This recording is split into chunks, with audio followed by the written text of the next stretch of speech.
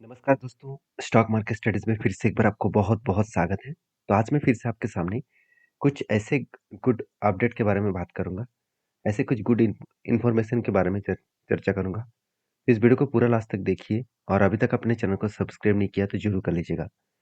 सबसे पहले मैं डिस्कशन करूँगा एशियन पेंट के बारे में। देखिए एशियन पेंट के ऊपर अगर मैं चार्ट को देखूँ तो कंटिन्यूअसली एक बिग सेलिंग सिचुएशन अभी भी बनता हुआ देखने को मिले।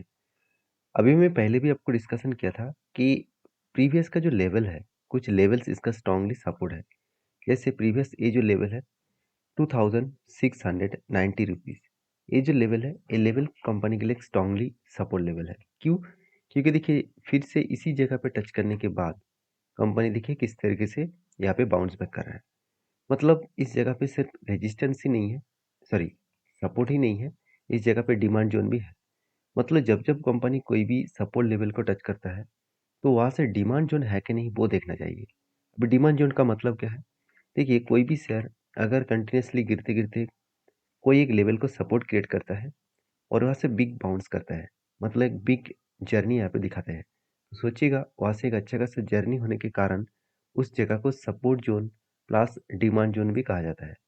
तो इसी तरीके से फिर से देखिए वही लेवल में सपोर्ट लिया और उसी लेवल से कंपनी बिग बाउंस कर रहा है, मतलब यहाँ से एक डिमांड जोन क्रिएट कर रहा है। तो सपोर्ट और डिमांड के हिसाब से कंपनी अच्छा खासा यहाँ पे ग्रोथ कर सकते हैं। तो जो सिचुएशन क्रिएट हुआ है उस बेसिस में कंपनी में आगे बढ़ने का पोटेंशियल बहुत हाई है। बाकी इस कंपनी के ऊपर जो डेटा है वो डेटा मैं आपके साथ शेयर कर रहा हूँ। कंपनी के ऊपर करेक्शन होने के पीछे बहुत सारे रीज़न है। बहुत सारे नए-नए पेन कंपनी ओपन हो चुके हैं, मार्केट में आ चुके हैं और पेंट इंडस्ट्रीज़ में जो डिमांड है वो थोड़ा-सा डाइवर्सिफ़ाइड हो चुके हैं। मान के चलिए टोटल 100 कस्टमर थे। मैं एक एग्ज़ाम्पल दे रहा हूँ। 100 कस्टमर थे। कस्टमर तो हमेशा बढ़ते रहेंगे। 100 कस्टमर में मान के चलिए 5 दुकानदार था। तो 5 दुकानदार ने हर किसी ने अलग-अलग मार्केटिंग के हिसाब से माल बेचा। अभी मान लीजिए 5 की जगह अगर 7 दुकानदार हो गया, तो यहाँ से जो कस्टमर 5 के हिसाब से डिवाइड हो रहा था, तो मैं 7 में तो डिवाइड नहीं होगा और भी ज़्यादा हो जाएगा। तो कस्टमर का मतलब कस्टमर कम हो जाएगा यहाँ पे और प्रोडक्ट का डिमांड थोड़ा-सा मतलब डिमांड होने के बाद भी मार्केट में जो कंपनीज़ पहले काम कर रहे थे, जिस तरीके से ग्रोथ कर रहे थे, वो ग्रोथ रुक जाएगा और यही हालत पेन इंडस्ट्रीज़ के ऊपर देखने को मिला। आप खुद ही यहाँ पे देख सकते हैं, कंपनी का अगर पीयर ग्रुप के बारे में बात करूँ, किसी भी एक कंपनीज़ के आज सेल्स का ग्रोथ खास नहीं है। प्रॉफिट का ग्रोथ भी देखिए बिग-बिग लॉसेस में है। सिर्फ एक्ज़ो नोबेल जो है, वो पॉज़िटिव में है, बाकी सारे कंपनी लॉसेस में है। तो कहने का मतलब है कि सेक्टर वाइज़ पूरा का पूरा सेक्टर में ही अभी आज हालत थोड़ा-सा खराब है और पेंट का डिमांड मतलब और सेल्स कम होने के कारण एशियन पेंट का सबसे बड़ा झटका लगा क्योंकि इसका सेल से कई गुना ज़्यादा प्रॉफिट डाउन है। तो प्रॉफिट डाउन होने का मतलब कंपनी के ऊपर मार्जिन घट जाना और उस कंपनी के ऊपर एक प्रेशराइज़ आ जाना। या इस तरीके से करेक्शन के बाद इंस्टीट्यूशन माल बेचकर भाग रहा है, चलो वो देखना सबसे इम्पोर्टेंस है। उसको देखने के लिए आपको कंपनी के म्यूचुअल फंड के और एफआईआईज़ के डेटा देखना पड़ेगा। देखिए म्यूचुअल फंड ने जो 3.5% होल्डिंग लेके चल रहे थे, आज वो 3.5% के ऊपर ही है और एफएस के पास जो 18.5% का होल्डिंग था, वो घट के 15.27% हो चुके हैं। मतलब 3% होल्डिंग को यहाँ पे कम किया है। तो सिचुएशन को पहले समझिए, जो डेटा यहाँ पे देखने को मिला, उस डेटा के बेसिस में कंपनी के ऊपर एक प्रेशराइज़ है और इसी प्रेशराइज़ के कारण कंपनी के ऊपर एक करेक्शन मोमेंटम भी देखने को मिला है। तो बाकी इस कंपनी के ऊपर चीज़ों को पहले आपको समझना होगा। इंस्टीट्यूशन तो माल बेच नहीं रहा और कंपनी का परफॉर्मेंस थोड़ा-सा खराब है। तो क्या कंपनी खराब हो गया? बिल्कुल नहीं। एशियन पेंट जैसे कंपनी से अगर आप माल बेचकर भाग जाएँगे, तो मुझे लगता है आपको मार्केट में डीपली नॉलेज और भी मतलब और भी आपको डीपली नॉलेज गैदर करना होगा। तो मेरे हिसाब से इस कंपनी बेस्ट है। बाकी मेरे खुद के ओपिनियन के हिसाब से बता रहा हूँ। हाँ, अभी कंपनी के ऊपर जो पैटर्न क्रिएट हुआ था, शोल्डर, बिग हेड उसके बाद शोल्डर बने। फाइनली ब्रेकआउट होने के बाद ऊपर गया और स्ट्रांगली यहाँ पे रेजिस्टेंस कम सप्लाई जोन था, वहाँ से बिग फॉल हो गया। मतलब यहाँ से फिर से रिकवरी होने में थोड़ा-सा टाइम लग सकता है, क्योंकि जो ट्रेंड यहाँ पे बना है, उस टेल लाइन को मैं अगर ड्रॉ करूँ तो कुछ इस तरीके से सिनेरियो बनेगा। इस जगह पे जाकर एक बार टच करके एक फिर से रेजिस्टेंस क्रिएट करेगा। अगर इसको ब्रेक करके रिटेस्ट करे तो एक बाउंस बैक कर सकता है। तो मैं तो पॉजिटिव हूँ, बाकी आपकी क्या राय है जरूर कमेंट्स करना। नेक्स्ट जो कंपनी उसका नाम है इन्फोसिस लिमिटेड। फाइनली इन्फोसिस का अगर चार्ट देखेंगे, चलो एक बार मैं चार्ट ओपन भी कर देता हूँ। एक बार इन्फोसिस का चार्ट एक बार ओपन कर लेता हूँ।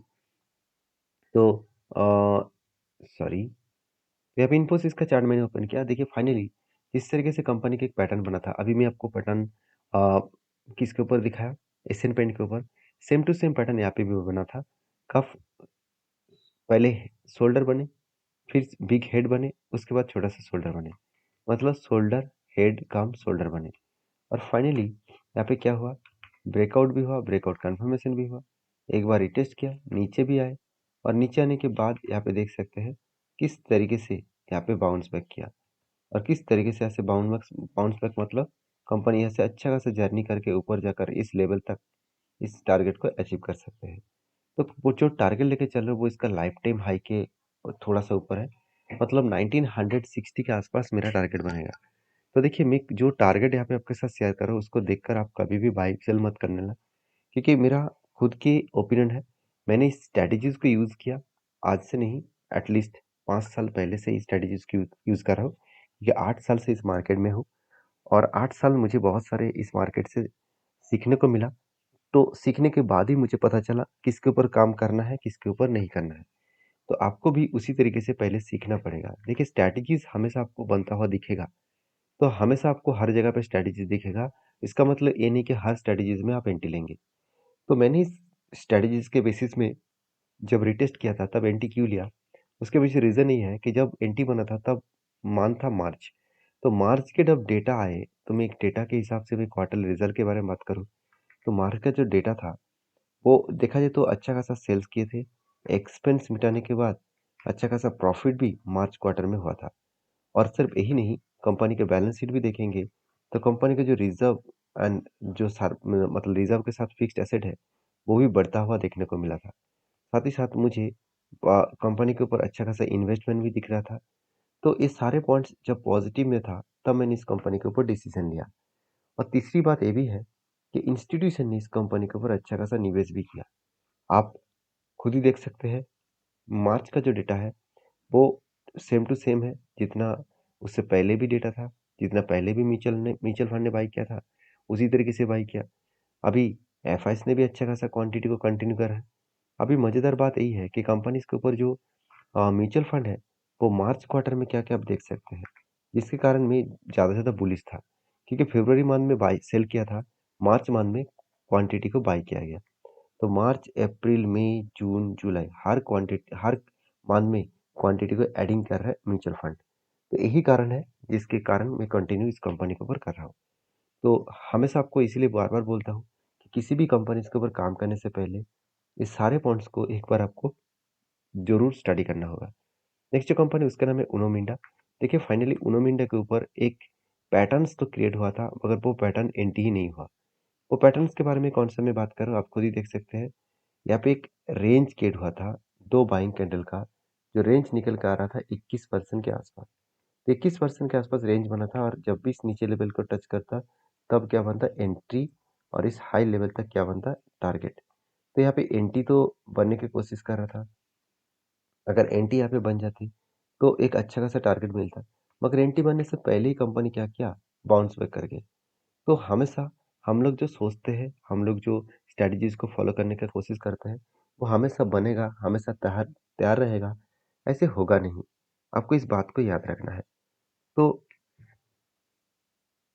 सिचुएशन वाइज क्या इस कंपनी के ऊपर मेरा कोई ट्रेड नहीं बनेगा? देखिए अगर मैं पैटर्न्स को ध्यान से देखूं तो पहले क्या बना, एक शोल्डर कंपनी यहाँ पे बना चुके हैं। तो पहले एक शोल्डर कंपनी यहाँ पे बना चुके हैं, उसके बाद एक कंपनी बिग हेड भी बना चुके हैं। तो बिग हेड भी कंप्लीट कर चुके हैं। अभी कंपनी इसके ऊपर एक छोटा सा शोल्डर अगर यहाँ पे क्रिएट करे और उसके बाद ब्रेकआउट करे तो एक पॉजिटिव एंट्री यहाँ पे मैं जरूर लेने का कोशिश करूंगा। दूसरी बात, यहाँ पे भी एक रेंज भी क्रिएट हो रहा है। यहाँ पे देखिए कंटिन्यूसली बाइंग का रेंज बना है, जो करीबन 21% के ऊपर है। मतलब ऊपर ना जाकर अगर नीचे भी आए, इस लेवल को टच करे तो यहाँ पे भी एंट्री बन सकते हैं, और भी नीचे आकर अगर 840 को टच करे तो और भी एक एंटी बन सकता है। तो हर जगह पे कंपनी के एक स्ट्रैटेजीज बन रहा है। तो क्या स्ट्रैटेजीज बनने से ही एंटी होना चाहिए? बिल्कुल नहीं। कंपनी के फाइनेंशियल भी देखना पड़ेगा। अगर फाइनेंशियल डिटेल्स के बारे में बात करें, इस बार क्वार्टरली कंपनी हाईएस्टली सेल्स जनरेट किया, एक्सपेंस मिटाने के बाद हाईएस्टली प्रॉफिट भी जनरेट किया। मान लेता हूँ पिछले क्वार्टर्स की तुलना से कंपनी का प्रॉफिट थोड़ा सा कम हुआ। कोई बात नहीं, कम होने के पीछे रीजन यही है कि कंपनी का आदर्श इनकम 50% कम हो गया और यही कारण की वजह से शेयर में थोड़ा सा प्रेशराइज बनता हुआ देखने को मिला था। रिजल्ट आने के बाद फिर से उसका रिकवरी भी हो चुके हैं, क्योंकि कंपनी ज़बरदस्त है। कंपनी को एटलीस्ट 5 साल तक ऑर्डर्स मिल चुके हैं, तो जिसके कारण कंपनी के ऊपर एक अच्छा खासा बूस्ट देखने को मिला है। तो आपके क्या व्यू है इस कंपनी के ऊपर, जरूर मुझे कमेंट्स करना, क्योंकि इंस्टीट्यूशन इस कंपनी के ऊपर तो होल्डिंग को बढ़ा रहा है, तो जिसके चलते पॉजिटिव थिंकिंग तो एक होगा ही इस कंपनी के ऊपर। तो देखिए, सारे वीडियोस मैं एजुकेशन पर्पस में आपके साथ शेयर किया हूँ। किसी भी कंपनीज के ऊपर बाय सेल का मेरे तरफ से रिकमेंड्स नहीं है। अगर आपको काम करना है किसी भी कंपनीज के ऊपर, तो एक बार आपको आपका फाइनेंशियल एडवाइजर के साथ बातचीत करके ही काम करना चाहिए। नेक्स्ट जो कंपनी है उसके बारे में बात करूँ, उसका नाम है Money Master Leasing and Financial Limited, जो एक ऑन 68 करोड़ का कंपनी है। और कंपनी का गुड अपडेट यही है कि कंपनी आज देखा जाए तो स्प्लिट देने वाला है। अगस्त 2022 में हर एक के बदले 10 शेयर देने वाला है। तो ये था कुछ अपडेट्स। वीडियो में जानकारी अच्छा मिले तो प्लीज़ लाइक करना और सारे कंपनीज के डिटेल्स स्टडी करके ही काम करना। मिलते हैं नेक्स्ट वीडियो में, तब तक के लिए धन्यवाद।